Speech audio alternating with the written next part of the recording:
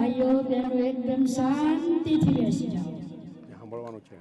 બોલો કૃષ્ણ કનૈયા લાલ કી જય. ફક્ત સાંભળવાનું છે આપણે.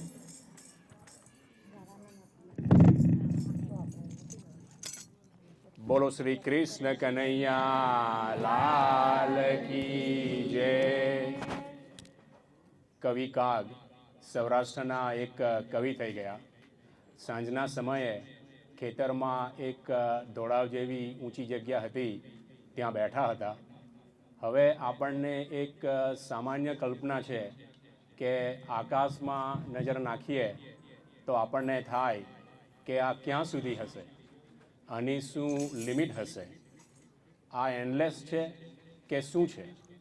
વૈજ્ઞાનિકોને આશ્ચર્ય થાય, એના જવાબો એને જોઈતા હોય, એ પ્રશ્નો ઉઠતા હોય, એ પ્રશ્નોના જવાબો અંતે એ જાણી શકે, પણ પૂરેપૂરું તો નથી જાણી શકતા.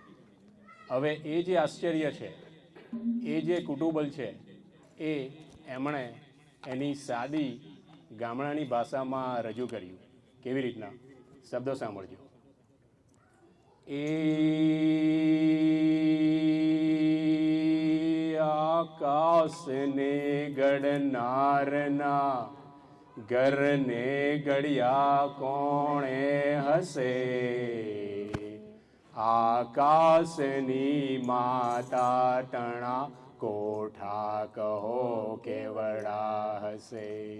અને એ જાણવા જો વાતણી દિલ ઝંખના ખટકી રહી, બ્રહ્માંડમાં ભટકી રહી, અંતે મટી અટકી રહી. બ્રહ્માંડમાં ભટકી રહી, અંતે મટી અટકી રહી. ચાંદો અને સૂરજ, એના માટે એણે શું કલ્પના કરી કે એ બે મસાલો છે. એ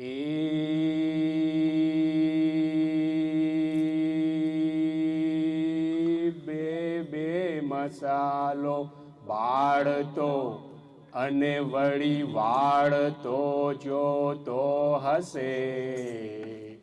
અજવાળતો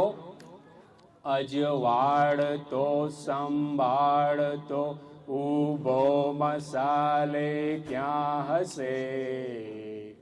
એ જાણવા જો વાતણી દિલ ઝંખના ખટકી રહી, બ્રહ્માંડમાં ભટકી રહી, અંતે મટી અટકી રહી. પછી કહે છે દરિયો છે એ એના માટે ખાલી ક્યારો છે, એની વિશાળતા એવી. એ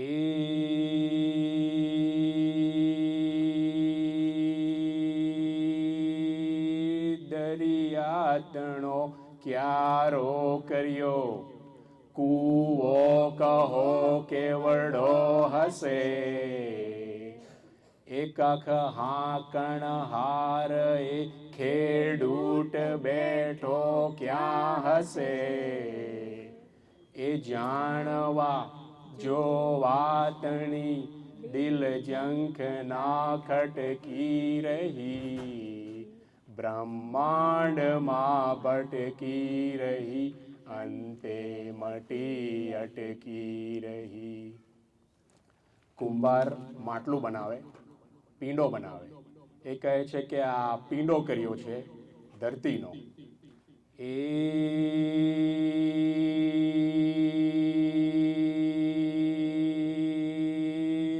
ધરતી તણો પીંડો કર્યો, રજ લાવતો ક્યાંથી હશે? જગ ચાક ફેરણ હાર એ કુંભાર બેઠો ક્યાં હશે? એ જાણવા જો વાતણી દિલ ઝંખના ખટકી રહી, બ્રહ્માંડમાં ભટકી રહી, અંતે મટી અટકી રહી. શ્રી કૃષ્ણને યાદ કર્યા. કહે છે કે આ કાળી કાળી જે વાદળી છે અષાઢ મહિનાની, એ કાળી કાળી ગાય છે. એ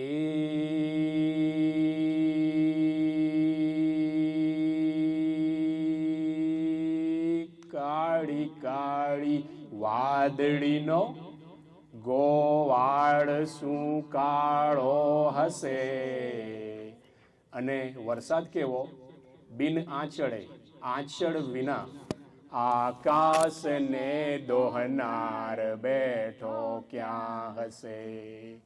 એ જાણવા જો વાતણી દિલ જંખ ના ખટકી રહી.